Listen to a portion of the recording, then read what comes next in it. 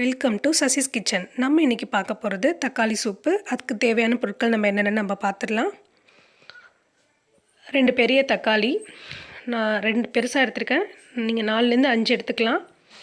5 இஞ்சி பூண்டு, நான் 5 பல் பூண்டு, 2 துண்டு இஞ்சி, கொத்தமல்லி, 2 பச்சை மிளகா, 5-6 சின்ன வெங்காயம், கசகசா, சோம்பு, பட்டை, கிராம்பு, 5-6 துண்டு நான் தேங்காய் எடுத்து வச்சுருக்கேன். முதல்ல நான் ஒரு மிக்ஸி ஜாரில் தேங்காய், சோம்பு, கசகசா 3த்தையும் நான் பேஸ்ட் பண்ணி எடுத்துக்க போகிறேன். ஃபஸ்ட்டு கடாயில் எண்ணெய் விட்டு எண்ணெய் சூடானோடனே அதில் 2 சிட்டிகை சீரகம் போட்டு நல்லா பொரிஞ்சோடனே இந்த சின்ன வெங்காயத்தை நான் ஆட் பண்ணிக்கிறேன்.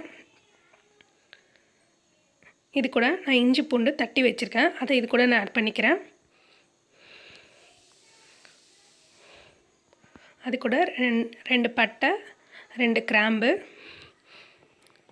2 பச்சை மிளகா, நல்லா இஞ்சி பூண்டு வாடை போனோடனே நம்ம தக்காளி ஆட் பண்ணிக்கணும். தக்காளி நான் நைஸாக அரிஞ்சு வச்சுருக்கேன், அதை இது கூட நான் ஆட் பண்ணியிருக்கேன். தக்காளி ரொம்ப வதங்கக்கூடாது. இந்த அளவுக்கு வதங்கினோடனே தேவையான அளவுக்கு நான் உப்பு ஆட் பண்ணுறது கூட.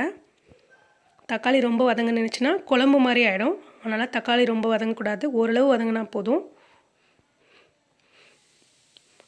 நான் இதுக்கு தேவையான அளவுக்கு தண்ணி ஊற்றிக்கிறேன். 4லேருந்து 5 கிளாஸ் அளவுக்கு நீங்கள் தண்ணி ஊற்றிக்கலாம். இதுக்கு தேவையான மஞ்சத்தூள். இப்போ நல்லா கொதிச்சுட்டு பாருங்கள், நல்லா பபிள்ஸ் வருது பாருங்கள், அந்தளவுக்கு கொதிச்சிடணும். கொதிச்சோடனே நான் தேங்காய் சோம்பு பேஸ்ட் இது கூட நான் ஆட் பண்ணிக்கிறேன். தேங்காய் சோம்பு பேஸ்ட்டு ஆட் பண்ணதுக்கப்புறம் கொதிச்சிடக்கூடாது, நுரைச்சிக்கிட்டு வந்திருக்கு பாருங்கள். இதோட நம்ம அடுப்பை ஆஃப் பண்ணிடணும். லாஸ்ட்டாக நம்ம கொத்தமல்லி தூள் நம்ம நைஸாக கட் பண்ணி வச்சுருந்தோம்ல, அது இது கூட நம்ம ஆட் பண்ணிக்கலாம். ஓரளவு அடுப்பை ஆஃப் பண்ணதுக்கப்புறம் சீட்ஸ் இல்லாமல் ஒரு ½ லெமன் நான் கட் பண்ணி வச்சுருக்கேன், அதை ஃபுல்லாக நான் இது கூட புழிஞ்சு விட்டுக்கிறேன்.